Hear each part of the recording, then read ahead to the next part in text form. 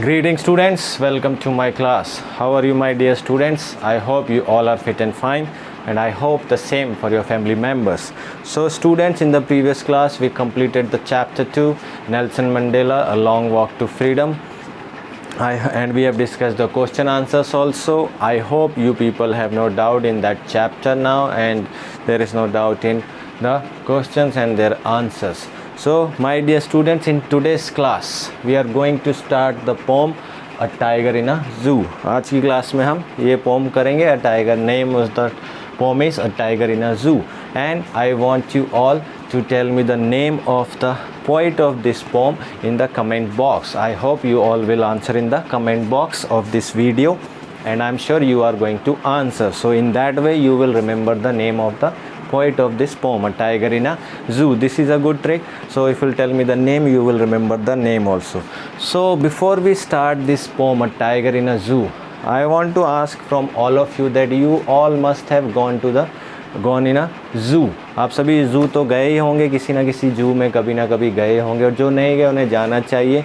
I have also gone to a zoo. I have gone for 3 times. So what I felt, I don't know about you people, but what I felt, my dear students, there, that when I went there and I saw the animals, I noticed one thing, and I felt that animals, whether you talk about elephant, tiger, deer, bear, or any other animals, monkeys, you will find different animals there. They are less active there as compared to in their natural habitats. They are more active, energetic. They are less active. That is what I felt. And they are the reason behind, जो मुझे लगा reason ये हो सकता है कि वो पिंजरे में हैं, वो caged हैं, prisoned हैं, locked हैं, तो वो ज़्यादा इधर से उधर घूम नहीं सकते हैं. जो नेचुरल हैबिटेट्स अपने फॉरेस्ट में जो वो इन्जॉय कर सकते हैं, जहाँ मर्जी चाहे जा सकते हैं, तो यहाँ पर वो इन्जॉय नहीं करते हैं. यहाँ पर फैसिलिटीज़ हैं, खाना पीना खुद मिलता है, लेकिन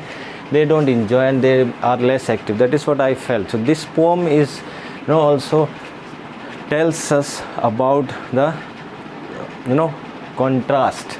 I have told you the contrast, the life of a tiger in a zoo with the life of a tiger in its natural habitat. तो ये दो अलग अलग contrast means when those two things are totally different. So the life of a tiger in a zoo is totally different with the life of a tiger in its natural habitat. जो अपने forest में, जंगल में उसकी जो life है, वो उसकी जू में जो लाइफ होती है उससे टोटली डिफरेंट है. और वही कॉन्ट्रास्ट यहाँ पर पोइट हमें बताना चाह रहे हैं in this poem. And also poet wants to tell us that what the tiger should be doing or should do in its natural habitat, and what is he actually doing in a zoo. zoo में वो actually क्या कर रहा है tiger, जो उसे अपने natural habitat means forest, जंगल में जो करना चाहिए और वो जो जू में करता है एक्चुअली में, वो भी हमें ये पोइट इस पोम के थ्रू बताना चाह रहा है. We all were like this, we all were in this situation in the previous year when the lockdown situation was there, and this year also the online classes, it is not the lockdown situation, a complete lockdown for 3-4 months. So it is just few days, 2-3 days back we came to know that the 1 week lockdown, 2 days lockdown, then it is extended up to 1 more week. So we are also like the tiger which is in a zoo, right? So we cannot go out, and we have to follow lots of restrictions and all that thing. So that we will read in this poem. I have told you that this poem is all about the contrast, the life of a tiger in a zoo. एक शेर की जो zoo में life होती है, और एक बाघ या शेर की जो उसकी नेचुरल हैबिटेट जंगल में होती है, और वो उसे जंगल में एक्चुअली में क्या करना चाहिए, और वो एक्चुअली में इन रियलिटी वो क्या कर रहा है जू में, वो हम देखेंगे. तो हम स्टार्ट करते हैं. This poem is divided into 5 stanzas. My dear students, I hope you all have your books with you and you have open the poem A Tiger in the Zoo, and please do tell me the name of the poet of this poem in the comment box of this video. So we'll start with the first stanza. So first stanza: he stalks in his vivid strips the few steps of his cage on pads of velvet quiet in his quiet rage. So my dear student, stalk meaning is follow, and vivid meaning is bright colored. You all have seen the tiger, whether in a zoo or in on television, that he had the bright vivid stripes on his body. उसके body पर धारीदार धारीदार से लाइनें बनी होती हैं, stripes बने होते हैं जो बहुत शाइनिंग होती हैं, ब्राइट कलर, बहुत शाइनी होती है, जो वो पिंजरे में भी होता है तो हम उस बहुत धारीदार पत्तियां में दिखती हैं, टाइगर की शाइनी बॉडी होती है उसकी. So he stalks in his vivid stripes the few steps of his cage. The first two lines poet is saying that tiger is inside the cage, and in by showing his wide stripes वो cage में ही धीरे धीरे चल रहा है, धीरे धीरे ही is walking, because in is natural habitat. Forest में तो जहाँ मर्जी जितना मर्जी जा सकता है, लेकिन वो केज है, लिमिटेड एरिया है, so that limited area allows him to walk in a limited way. जो भी केज है तो वो धीरे धीरे अपने शाइनिंग बॉडी के साथ उसमें धीरे धीरे चल रहा है. Giant tiger, ferocious animal, dangerous animal, the king of the jungle is inside a cage, and अपनी शाइनिंग बॉडी के बावजूद भी वो उस केज में, लिमिटेड एरिया है जो केज का, उसमें वो धीरे धीरे चल रहा है. On pads of velvet quiet, जो शेर के पंजे होते हैं, pads of velvet means paws of tiger, जो पंजे के नीचे का जो तला होता है, पैर के नीचे का जो तला, वो बहुत सॉफ्ट होता है, बहुत मखमली सा वेलवेट जैसा होता है. In his quiet rage, quiet means शांत, and rage here means my dear students anger, गुस्से में. Tiger is a ferocious animal, giant animal, king of jungle, caged, prisoned in a cage.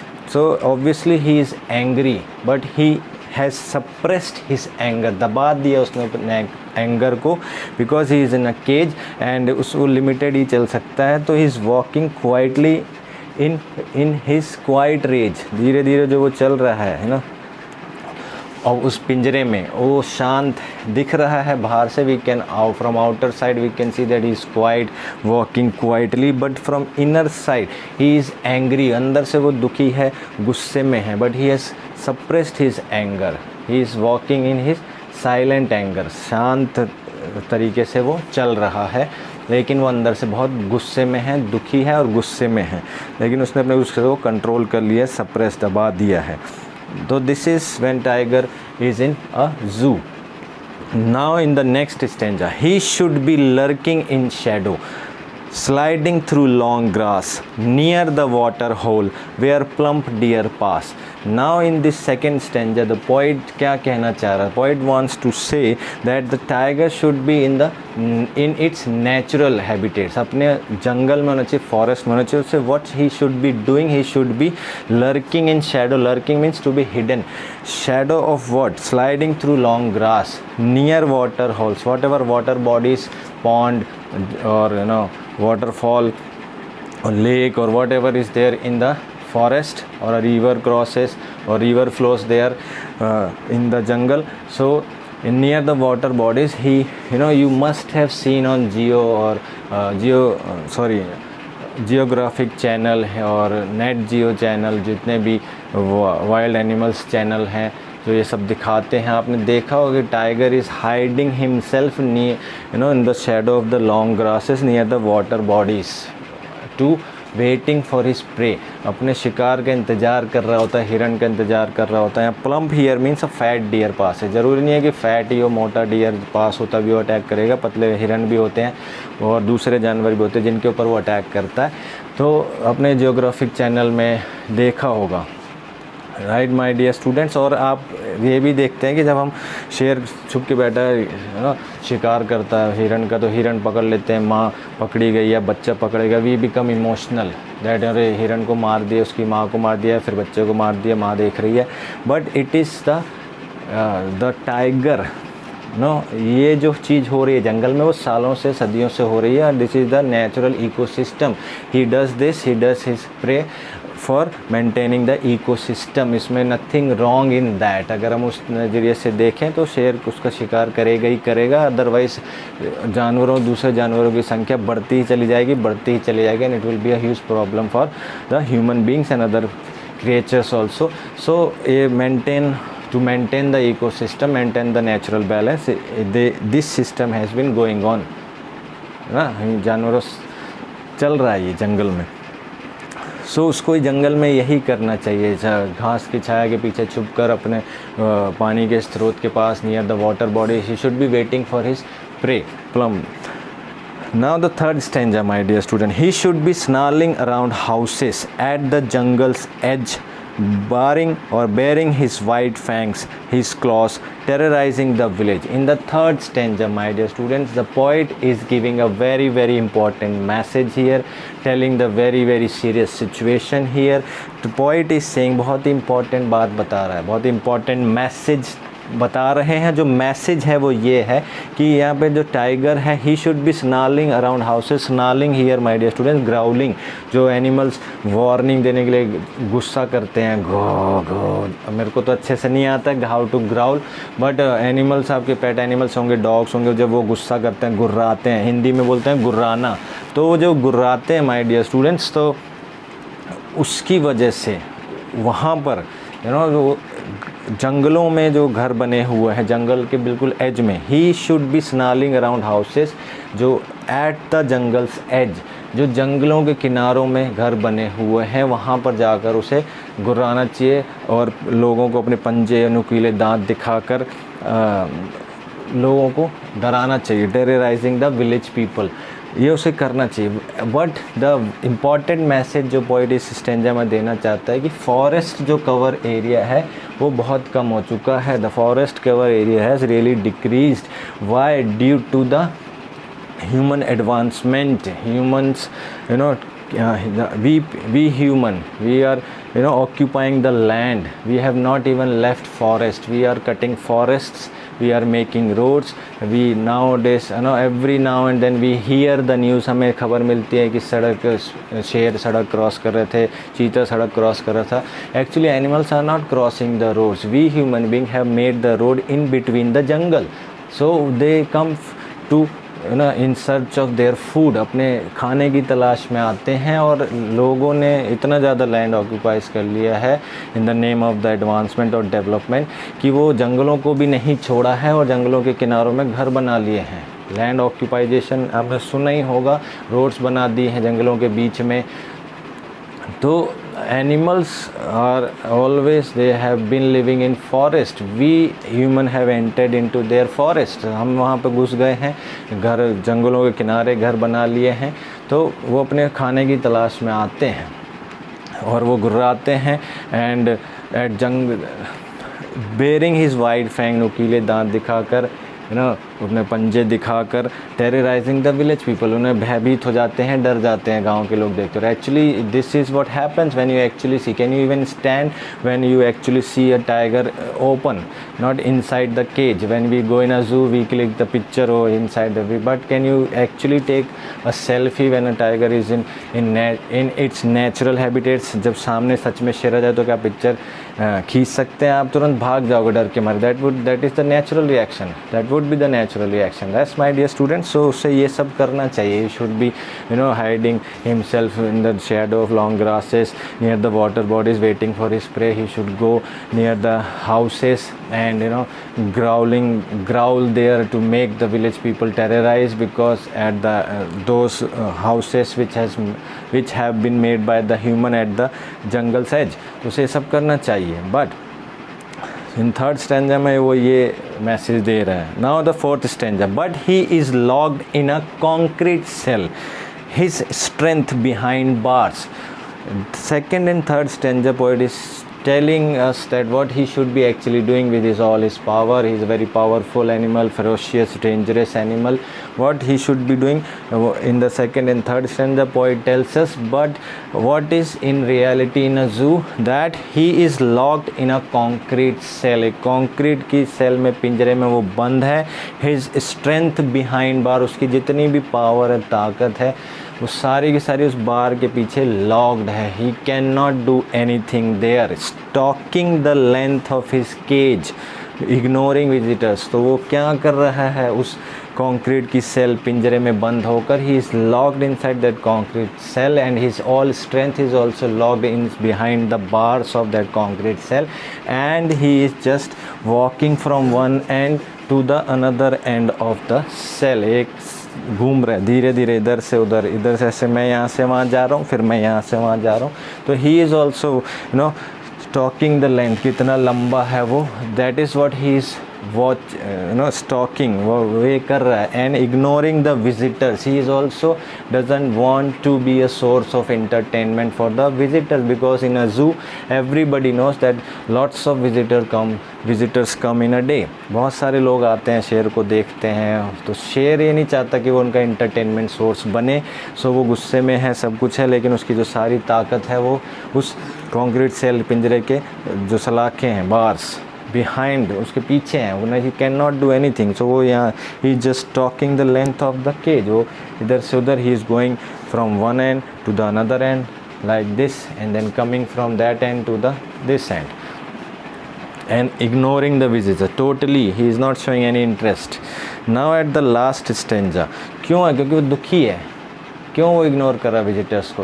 पहली बात तो वो दुखी है, अपनी ताकत का इस्तेमाल नहीं कर सकता है. ही doesn't want to even you know roar, and visitors wants him to roar, wants him to you know shout or roar loudly. He doesn't want to do that, so ignoring the visitors. Now the last stanza of the poem, my dear students.